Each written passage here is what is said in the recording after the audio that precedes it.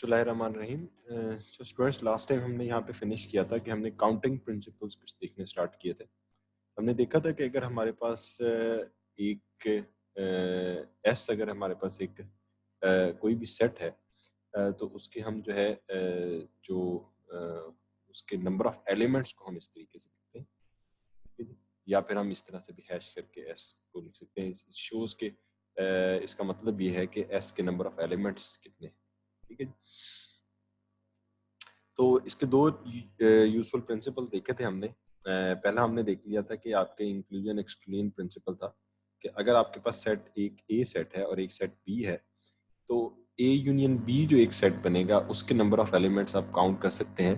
जैसे कि आपने सेट ए के कितने एलिमेंट्स हैं उसमें आप ऐड कर दें सेट बी के एलिमेंट्स और उसमें से माइनस कर दें ए इंटरसेक्शन बी जो सेट बन रहा है इसके एलिमेंट्स को माइनस कर दें। या फिर अगर हम इसको वर्ड्स में कहें तो ए और बी के जो एलिमेंट्स होंगे, कंबाइंड एलिमेंट्स, या ए यूनियन बी के जो आपने number of elements find out करने हैं, वो आपने ए के एलिमेंट्स और बी के एलिमेंट्स को सम करके और इन दोनों सेट्स के जो में जो कॉमन एलिमेंट्स हैं वो इनमें से आप माइनस कर दें। और ये हमने इसको इसकी फिगर भी देख ली थी लास्ट लेक्चर के अंदर, इसको मैं रिपीट नहीं करता। और ये एग्जांपल भी देखी थी, इसमें हमने देखा था कि फॉर एग्जांपल अगर हमारे पास कहा जाता है कि एक बैंड है जिसके अंदर जो है 7 पीपल ऐसे हैं जो सिंगिंग कर सकते हैं, 4 ऐसे हैं जो गिटारिंग कर सकते हैं और 2 ऐसे बंदे हैं जो ये दोनों काम कर सकते हैं। तो लिहाजा इसका ये मतलब नहीं होगा कि हम ये टोटल जो है जो वो है टोटल नंबर ऑफ हमारे जो मेंबर्स हैं वो इन तमाम का सम हो जाएगा, बल्कि हम जो है टोटल जो आपके पास जो 7 जो आपके पास गिटारिस्ट्स हैं और जो आपके पास लोग जो हैं जो सिंग कर सकते हैं, इन दोनों को सम करके उनमें से माइनस कर देंगे हम जो वो वाले लोग जो ये दोनों काम कर सकते हैं। हमने ये देख लिया कि ये जो सेट बनेगा, जो साइज होगा पूरे इस बैंड का, वो ये होगा कि आप एस यूनियन जी आपने फाइंड आउट करना है इस सेट के अंदर टोटल नंबर ऑफ एलिमेंट्स कितने हैं।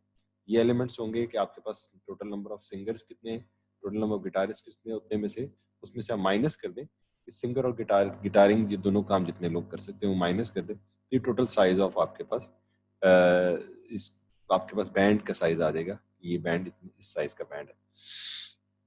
अच्छा, सेकंड रूल आपका ये बहुत इंपॉर्टेंट रूल है, इसको हम प्रोडक्ट रूल भी कहते हैं। ये जो प्रोडक्ट रूल है ये कहता है कि अगर हमारे पास कोई भी एक एक्शन परफॉर्म करने के n नंबर ऑफ वेज हैं और m नंबर ऑफ वेज कोई और दूसरा एक्शन परफॉर्म करने के m नंबर ऑफ वेज हैं, तो total n into m number of veg के साथ हम ये दोनों एक्शन ज्वाइंटली परफॉर्म कर सकते हैं, एक्शन 1 और उसके बाद एक्शन 2। इसको मैं यहाँ पे थोड़ा सा कंफ्यूजिंग लग रहा होगा, मगर मैं आपको एक एग्जांपल देता हूँ नेक्स्ट जिसपे आप ये ज़्यादा क्लैरिफाई हो जाएगा। फॉर एग्जांपल, इसको एग्जांपल देकर मैं आपको बताऊं कि फॉर एग्जांपल आप में से कोई शख्स है जिसके पास 3 शर्ट्स हैं और 4 पैंट्स हैं, ठीक है जी? तो अब आप ये देखना चाह रहे हैं कि इन 3 शर्ट्स और 4 पैंट्स के साथ आप कितने तरह के अपने कपड़ों के कॉम्बिनेशन बना सकते हैं। सपोज आपके पास रेड, ब्लू और ग्रीन 3 शर्ट्स हैं और 4 पैंट्स हैं आपके पास grey, blue, black and white. तो आप शर्ट और पैंट के कितने कॉम्बिनेशंस के साथ डिफरेंट अपने ड्रेसेस बना सकते हैं या कितने कॉम्बिनेशन बना सकते हैं।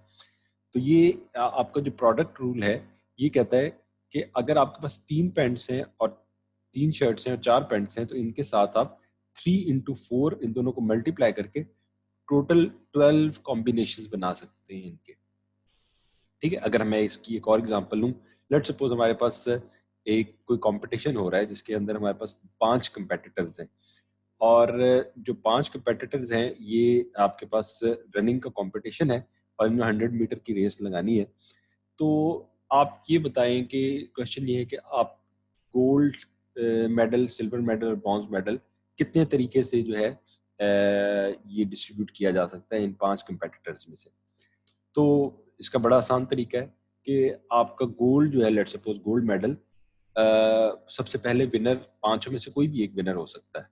तो लिहाजा गोल्ड मेडल विन करने वाला जो है वो 5 तरह की चॉइसेस हो सकती हैं या 5 तरह का ऐसी पॉसिबिलिटीज हो सकती हैं कि गोल्ड आपका प्लेयर ए विन कर ले, प्लेयर बी, सी, डी या ई, या प्लेयर 1 2 3 4 5, कोई भी इनमें से एक विन कर सकता है। तो 5 तरीकों से हम गोल्ड मेडल जो है वो किसी ना किसी प्लेयर को दे सकते हैं। वो हम दे सकते हैं या वो विन कर सकता है। अगर एक ने गोल्ड मेडल विन कर लिया तो बाकी आपके पास 4 कंपेटिटर्स रह जाते हैं पीछे। तो वो जो आपके पास सिल्वर मेडल है वो 4 लोग जो हैं उनमें से कोई एक विन कर सकता है। तो 4 तरीके से चूज किया जा सकता है सिल्वर मेडल विनर। और बिल्कुल इसी तरह सिल्वर भी किसी ने विन कर लिया तो आपके पास ब्रॉन्ज मेडल विनर जो है वो 3 तरीके से चूज किया जा सकता है। तो टोटल इन तीनों को मल्टीप्लाई कर दें तो आपके पास 60 नंबर ऑफ वेज ऐसे हैं जिनके थ्रू आप गोल्ड, सिल्वर और मेडल, ब्रॉन्ज मेडल आप जो है 5 लोगों के अंदर डिस्ट्रीब्यूट कर सकते हैं। ठीक है जी। तो ये आपका जो है ये इसको प्रोडक्ट रूल कहते हैं। तो प्रोडक्ट रूल अगेन अगर आप मैं ये स्टेटमेंट पढ़ूं तो आपको क्लेरिफाई हो जानी चाहिए कि अगर m नंबर ऑफ वेज से कोई एक एक्शन आप परफॉर्म कर सकते हैं और n नंबर ऑफ वेज से आप सेकंड एक्शन परफॉर्म कर सकते हैं तो total n into m number of ways से आप जो है ये दोनों के कॉम्बिनेशन ऐसे बना सकते हैं या इन दोनों जो आपके एक्शंस हैं, एक्शन 1 और एक्शन 2, एक्शन 1 और एक्शन 2 के टोटल नंबर ऑफ कॉम्बिनेशन जो बनेंगे वो n इंटू m होंगे। क्लियर? अच्छा जी, तो अभी हम देख लेते हैं परमुटेशंस और कॉम्बिनेशंस क्या हैं।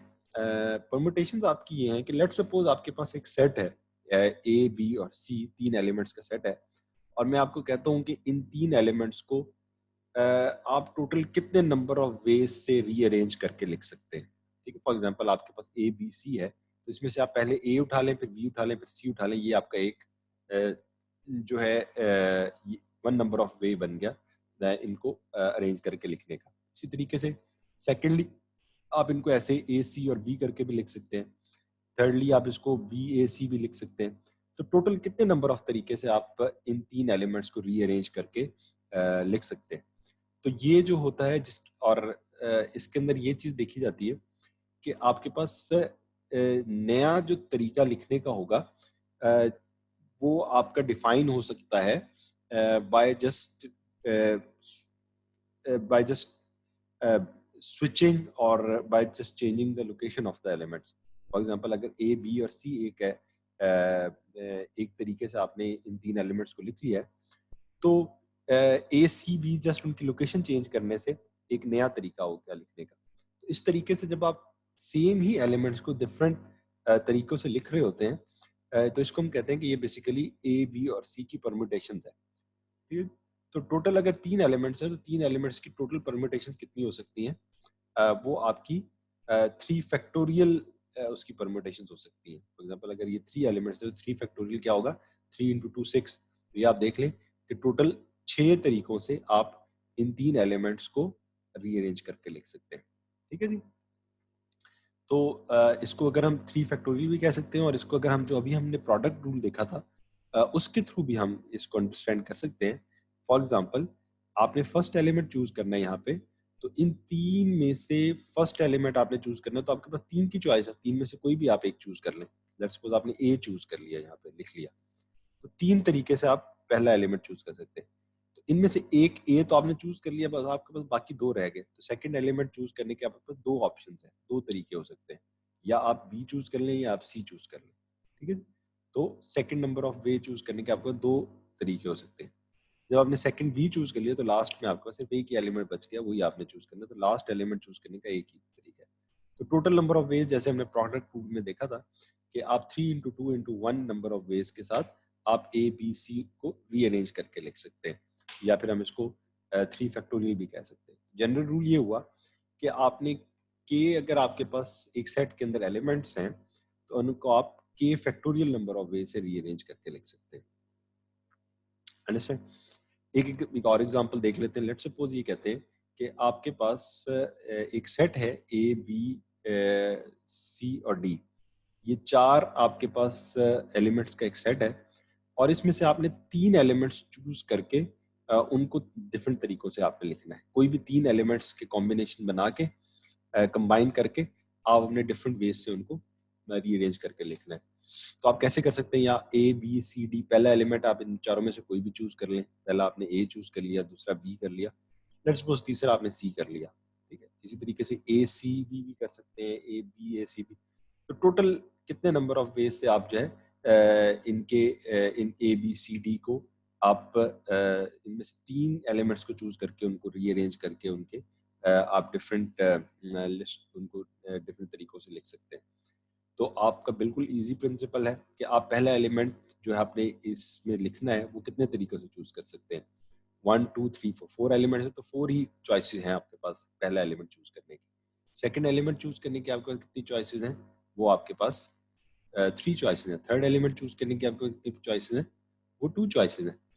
तो ये डिफरेंट है जो प्रीवियस हमने एग्जांपल की। प्रीवियसली हमने ये देखा था कि अगर आपके पास नंबर ऑफ एलिमेंट्स ही टोटल सेट के अंदर 3 हैं और इन 3 के 3 एलिमेंट्स को आपने कंबाइन करके डिफरेंट इनकी अरेंजमेंट्स बनानी है तो वो उसके 3 फैक्टोरियल नंबर ऑफ वेज बनेंगे, या के अगर एलिमेंट्स है तो के फैक्टोरियल। मगर अब यहाँ पे हमारे पास सेट के अंदर 4 एलिमेंट्स हैं, मगर हम जो कॉम्बिनेशन बना रहे हैं या जो हम कंबाइन कर रहे हैं एलिमेंट्स को चूज करके इनमें से, वो हम 3 चूज कर रहे हैं, 4 में से 3 चूज कर रहे हैं, ठीक है जी। और फिर उनकी परम्यूटेशन हम बना रहे हैं। तो वो आपकी टोटल परम्यूटेशन जो बनेगी वो बनेगी 4 इंटू 3 इंटू 2। इसका रूल ये होगा कि चलिए वो रूल वाला फॉर्मूला मैं आपको नेक्स्ट बता देता हूँ। तो ये अलबत्ता जिस अगर प्रोडक्ट रूल के थ्रू आप करेंगे तो ये टोटल 24 परम्यूटेशन बनेगी। अच्छा, कॉम्बिनेशन जरा डिफरेंट है।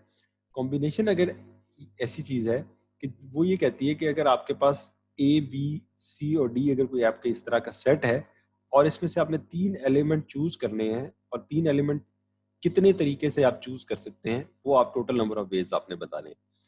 मगर इसमें ये लिमिटेशन होती है कि आपके पास अगर 3 एलिमेंट चूज किए ए बी और सी, तो अगर उनको आप रीअरेंज करके उनकी लोकेशन चेंज कर दे ए बी और सी और बी ए और सी ये जो है ये एक ही कंसिडर होंगे, ठीक है जी।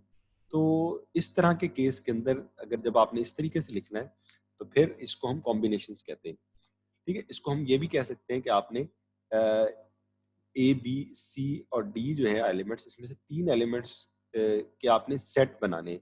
तो कितनी तरीके से आप सेट बना सकते हैं। सेट का आपको ऑलरेडी पता है कि सेट के अंदर जो है आपके पास एलिमेंट्स की लोकेशन मैटर नहीं करती है, सेट के अंदर एलिमेंट बाद में पहले, ठीक है जी। तो अगर सेट ए बी सी और बी ए सी भी सेट दोनों सेम ही होंगे, ठीक है। एलिमेंट्स अगर आगे पीछे हो जाए तो उससे सेट चेंज नहीं हो जाता। तो कॉम्बिनेशन जो है बेसिकली इट रिप्रेजेंट सेट्स। तो हम या फिर हम इसको यूं भी कह सकते हैं कि अगर आपके के पास एक सेट है A B C D 4 elements का, तो कॉम्बिनेशन इस चीज को रिप्रेजेंट करता है कि आप इन 4 एलिमेंट्स में से 3 या 2 जितने भी आपको कहा जाए कितने तरीके से 3 एलिमेंट्स या 2 एलिमेंट्स या 4 एलिमेंट्स आप इसमें से सेलेक्ट कर सकते हैं, ठीक है। तो इसका मतलब होता है कि हम उसके कॉम्बिनेशन बनाने का कह रहे हैं। फॉर एग्जाम्पल अगर हम ये आपको एग्जाम्पल दे दूं कि कहा गया है आपको कि list all the combination of 3 elements out of the set A B C and D. अगर आपके पास एक सेट दिया गया ए बी सी और डी का और आपको कहा जा रहा है कि इसमें से आप कितने तरीके से 3 एलिमेंट्स को चूज कर सकते हैं, ठीक है। इसका मतलब जब वर्ड चूज आ गया तो हम फिर आपके पास उनकी लोकेशन या उनका ऑर्डर मैटर नहीं करता था, ठीक है। फिर ए बी सी और बी ए सी दोनों सेम ही होंगे। तो इसका मतलब ये हुआ कि हमने कॉम्बिनेशंस लिखने हैं। तो कॉम्बिनेशन आपके टोटल इसके जो है 4 में से 3 एलिमेंट चूज आप जो कर सकते हैं वो 1 2 3 4 तरीकों से चूज कर सकते हैं। क्लियर हो गया जी। तो इसको हम कहते हैं कॉम्बिनेशन फाइंड आउट करना।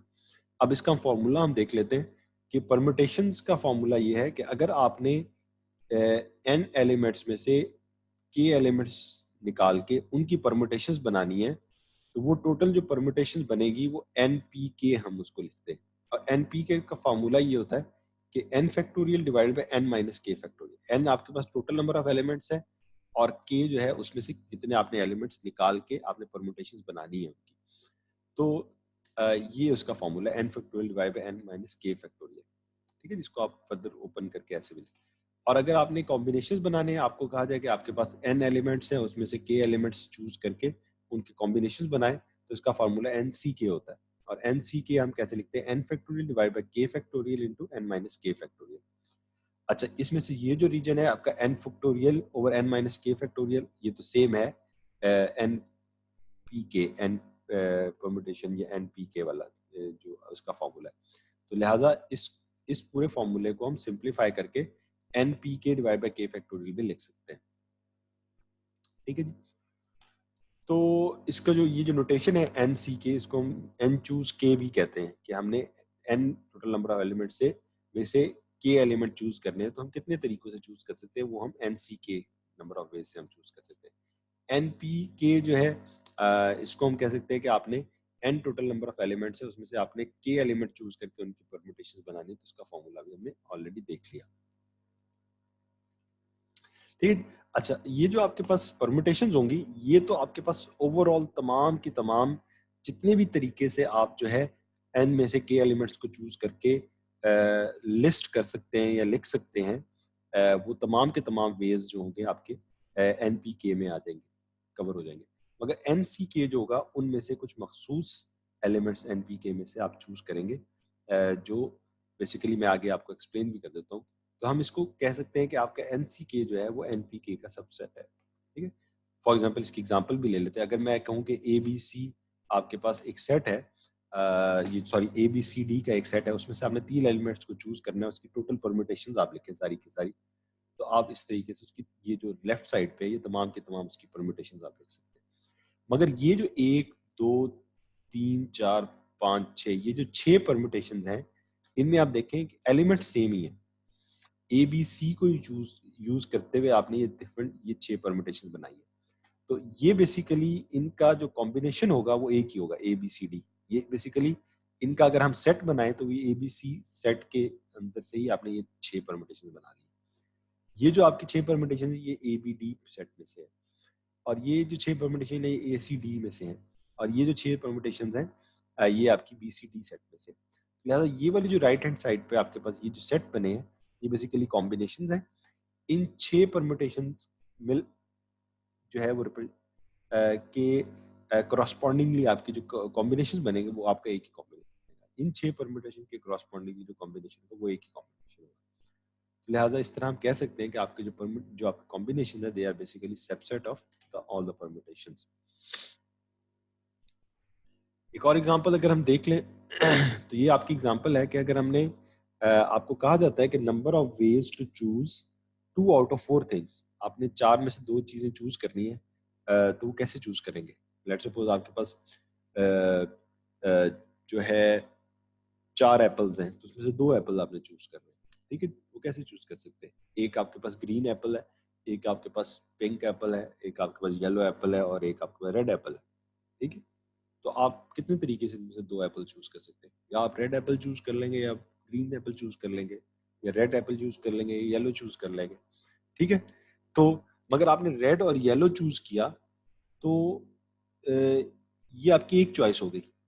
मगर आप पहले रेड चूज करें और फिर येलो चूज करें, या पहले येलो चूज कर लें बाद में रेड चूज कर लें, तो इससे कोई फर्क नहीं पड़ता, आपने 2 एप्पल ही चूज करने हैं उसमें से। लिहाजा यहाँ पे आपको क्या कहा जा रहा है, जहाँ पे ऑर्डर मैटर नहीं करता, ठीक है जी, तो वहां पे बेसिकली आपसे कहा जा रहा होता है कि आप कॉम्बिनेशन फाइंड आउट कर लें, 2 out of 4 combination find out कर लें। तो ये फाइंड आउट करने का तरीका सिंपली क्या होगा, 4C2। ठीक है, उसका फॉर्मूला हम यूज कर सकते हैं, 4C2 का 4 फैक्टोरियल 2 फैक्टोरियल इंटू 2 फैक्टोरियल हो जाएगा, तो ये आपका रिजल्ट C आ जाएगा। अच्छा, अब यहाँ पे आपको कहा जा रहा है कि the number of ways to list 2 out of 4 things. अब आपने सिर्फ उनको लिस्ट करना है।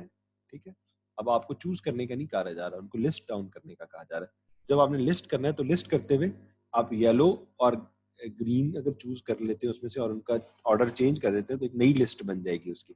ये नया तरीका हो जाएगा उसको लिस्ट डाउन करने का।